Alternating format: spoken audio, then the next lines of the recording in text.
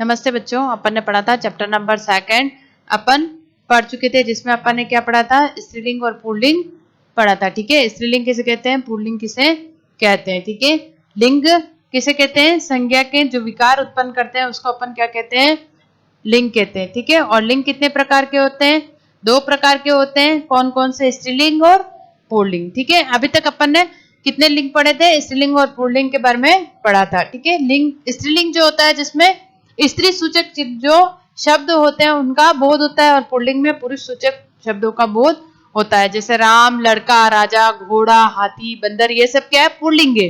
ठीक है, लड़की, ककड़ी और मोरनी, ये सब क्या है, स्त्रीलिंग है। लिंग की पहचान करने के लिए अपन ने कुछ नियम पढ़े थे। आ, पा और पंच शब्द जिनमें आते हैं उनको क्या करते हैं, अधिकतर पुल्लिंग में रखते हैं, और ई, या, वट, हट शब्द जिनमें आते हैं उनको किस में रखते हैं, स्त्रीलिंग में रखते हैं। उसके बाद अपन ने पढ़ा था कि कौन कौन से नियम है जिससे क्या कर सकते हैं, पुल्लिंग को स्त्रीलिंग में चेंज कर सकते हैं। रिवीजन बच्चों इसलिए कर रहे हैं कि कुछ बच्चे हो सकते हैं जिनसे ये लेसन मिस हो गया हो। ठीक है, तो वापस वो क्या कर सकते हैं, अपने साथ वापस साथ साथ रीडिंग कर सकते हैं, उनको भी समझ में आ जाएगा कि इस चैप्टर में कितना पढ़ा चुके हैं और किस तरह पढ़ना है। तो अकारांत शब्द जो है उसमें अपन क्या करते हैं, अकारांत शब्द को अकारांत को अकारांत में चेंज करने से वो क्या होते हैं, स्त्रीलिंग हो जाते हैं। जैसे छात्र, अ, छात्रा, आचार्य, आचार्या, शिष्य, शिष्या, अनुज, अनुजा, वृद्ध, वृद्धा, प्रिय, प्रिया, आत्मज, आत्मजा, श्याम, श्यामा। ठीक है, अकारांत और आकारांत तो बच्चों समझ में आ गया ना। अकारांत है जिसके पीछे अ आता है, और आकारांत क्या होता है, जिसके पीछे आ आता है। अकारांत को, अकारांत शब्द को कभी कभी किस में चेंज करते हैं, इकारांत में। मतलब इनमें किसकी मात्रा लगेगी, बड़ी की मात्रा लगेगी। लड़का, लड़की, दादा, दादी, ब्राह्मण, ब्राह्मणी, साला, साली, बेटा, बेटी आदि। अकारांत पुल्लिंग शब्द में नी जोड़ने से भी कभी कभी वो किस में चेंज हो जाते हैं, स्त्रीलिंग में चेंज हो जाते हैं। मोर, मोरनी, ऊंट, ऊंटनी आदि। नेक्स्ट है आपका जाति बोधक पुल्लिंग शब्द, जिसमें क्या हो, जाति विशेष के बारे में पता चलता हो, उनमें इन लगाने से क्या होते हैं, वो स्त्रीलिंग में चेंज हो जाते हैं। जैसे सांप, सांपिन, कुमार, कुमारिन, माली, मालिनी, ग्वाल, ग्वालिन, नाग, नागिन, सुनार, सुनारिन आदि। नेक्स्ट है आपका अकारांत शब्द में अंतिम शब्द का लोप करने से, लोप करने से मतलब उसको हटा देने से क्या होता है, उसमें आनी लगाने से। अंतिम शब्द को हटा के क्या लगाना, उसमें आनी लगाना। अब आप कहोगे मैडम इसमें जेठ में जेठ ठ तो हटा ही नहीं है, अंतिम शब्द तो ठ है, ठ लोप हुआ ही नहीं, लोप मतलब गायब होना। तो जेठानी कैसे हो गया, तो अपन जेठ करते हैं ना, जेठ, तो ठ के अंदर क्या मिला हुआ होता है, अ लिखते हैं ना, ज के अंदर ए मिला हुआ होता है, ठ के अंदर अ मिला हुआ। जब अपन इसको अलग अलग करते हैं, ठीक है, तो इसके नीचे हलंत आ जाता है, मात्रा ये इसकी है। ठीक है, किसकी है, मात्रा एक की है। तो अ को अपन क्या करते हैं, लोप करते हैं, गायब करते हैं, और इसके अंदर क्या मिला है, ठ के अंदर क्या मिला दिया, आ मिला दिया, तो क्या हो गया ये, जेठानी। ठीक है, तो ठ के अंदर क्या आ गया, आ गया, तो आनी शब्द इसमें क्या हो गया, जुड़ गया। नेक्स्ट है आपका जातिवाचक पुल्लिंग शब्दों के अंतिम स्वर का लोप करने पर आइन जुड़। हलवाई, हलवाइन, चौधरी, चौधराइन, ठाकुर, ठाकुराइन, पंडित, पंडिताइन, नाई, नाइन आदि। नेक्स्ट है आपका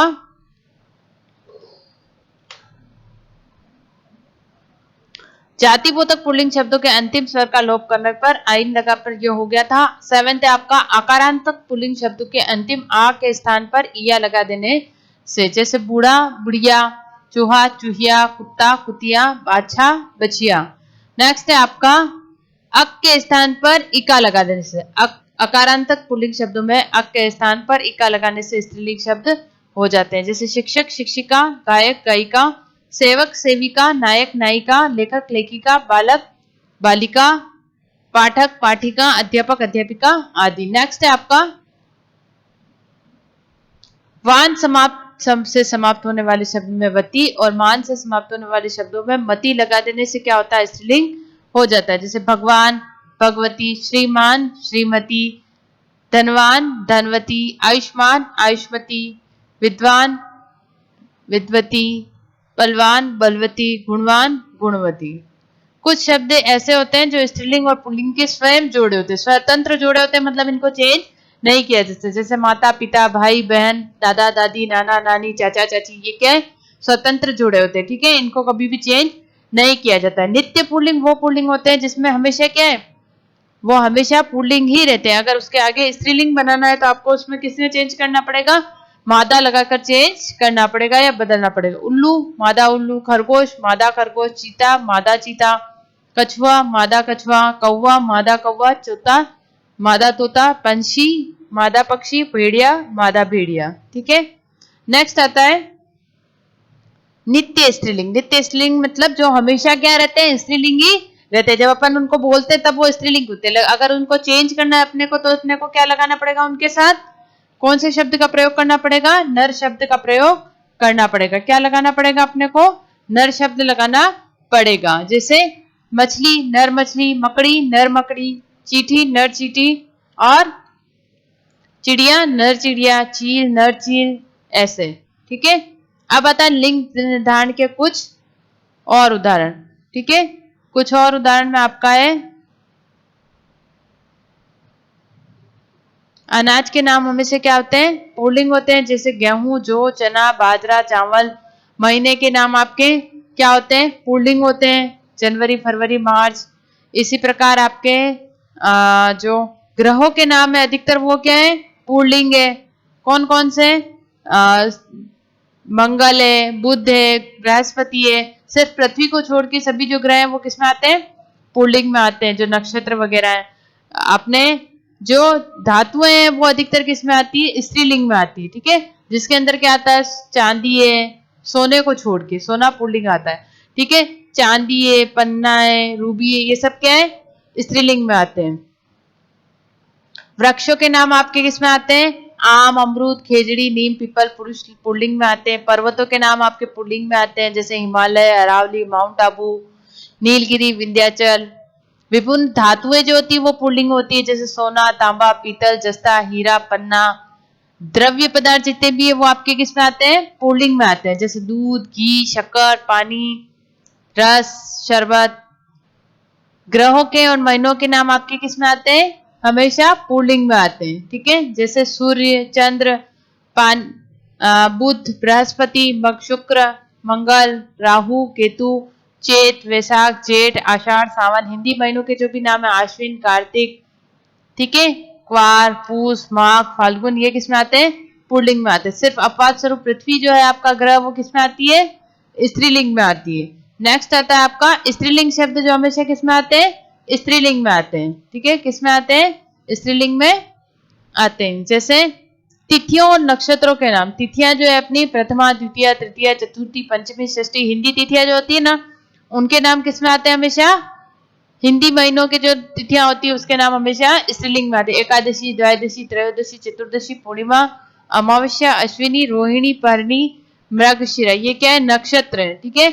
अश्विनी, रोहिणी, परणी, मृगशिरा, स्वाति, ये सारे क्या आते हैं, नक्षत्रों के नाम है।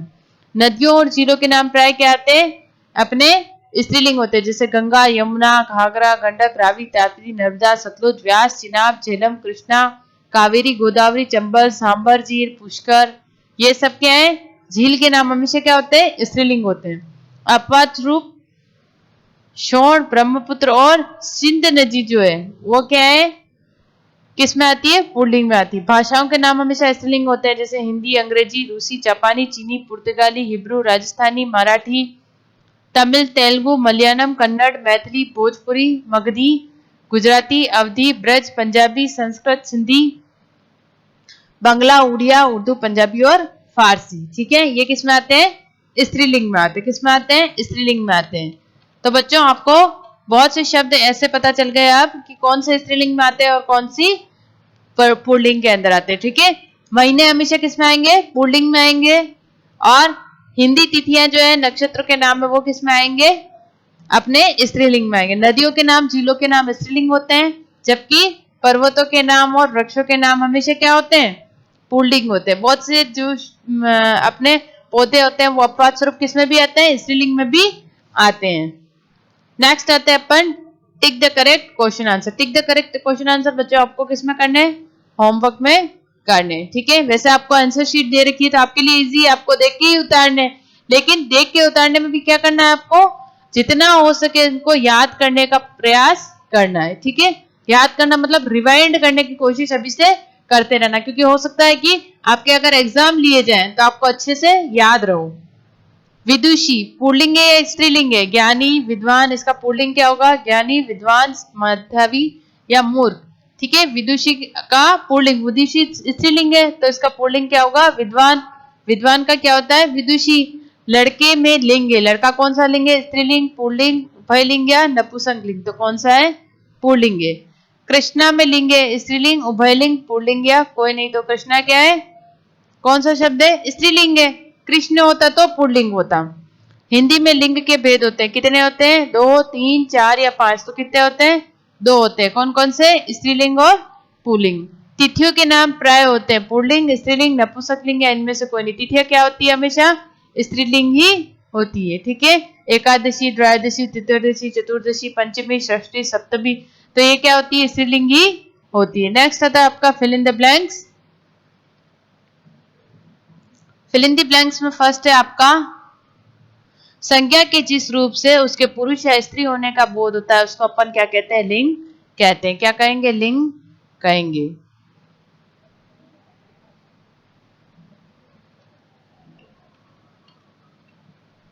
ये आपका लिंग कहते हैं। संज्ञा के जिस रूप से क्या बोध होता है कि वो किसका बोध करा है? पुरुष जाति का, स्त्री जाति का बोध करा है शब्द, तो उसको क्या कहते हैं? लिंग कहते हैं।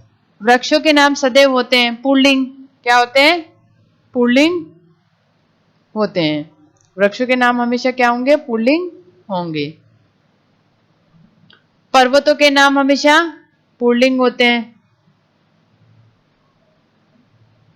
बच्चों यहाँ पे ब्लैंक्स छोटे हैं इसलिए इस पेन से मैं बाहर लिख रही हूँ। शेर का स्त्रीलिंग होगा शेरनी। ठीक है, आप लोग नीचे आपको आंसर शीट भी दे रखी है तो आपके लिए इजी है कि आप वहां से देख के लिख सकते हो। भाषाओं के नाम हमेशा क्या होते हैं? स्त्रीलिंग होते हैं। ये हुआ आपका fill in the blanks. Next आता है आपका स्तंभ क व स्तंभ ख को उचित मिलान कीजिए। ठीक है, क्या करना है? इन दोनों को मैच द फॉलोइंग करना है। जैसे चूहा, चूहा का स्त्रीलिंग क्या होता है? चूहिया। ब्राह्मण, ब्राह्मण का क्या होता है? ब्राह्मणी। ठाकुर, ठकुराइन। जेठ, जेठानी। ठीक है, क वाला। निम्नलिखित लघुत्रात्मक या निबंधात्मक प्रश्न, निबंधात्मक और लघुत्रात्मक प्रश्नों को क्या बोलते हैं? कि शॉर्ट आंसर और लॉन्ग टाइप आंसर। इनको क्या करना है? आपको नोटबुक के अंदर करना है। ठीक है, फर्स्ट है आपका टिक द करेक्ट तक बच्चों हो गए, मैच द फॉलोइंग तक अपन कर चुके थे। अब आता है अपना लघुत्रात्मक और निबंधात्मक प्रश्न। निम्नलिखित पुल्लिंग शब्दों के सामने उनके स्त्रीलिंग लिखिए। शिष्य, शिष्या, पिता, माता, नर, नारी, पाठक, पाठिका, अध्यापक, अध्यापिका। निम्नलिखित स्त्रीलिंग के सामने उनके पुल्लिंग शब्द लिखिए। ठीक है, स्त्रीलिंग शब्द दे रखा, उनके आगे अपने को क्या लिखना है? पुल्लिंग शब्द लिखना है। सबला, निरीक्षक, नानी, याचक, साम्राज्ञी, भाग्यशाली, लेखिका,